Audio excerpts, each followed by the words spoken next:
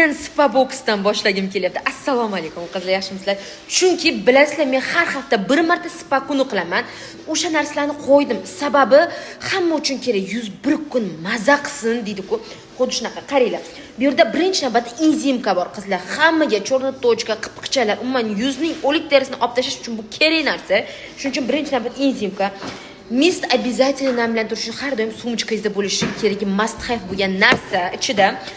Men sevgan o'sha ninachalik kremcham. Bilasizlar, buni qancha maqtayman, sababi men o'zim bundan foyda ko'rganman, klientlarim ham zo'r bundan foyda ko'rgani uchun prям buni bor-ku, hech qaydan qo'ymayman. Doimiy maqtayman. Ukolsiz ukol degani pora, dog', hamma narsaga yordam beradi. Даже ugrin izlari, chuqurchalarga ham yordam beradi.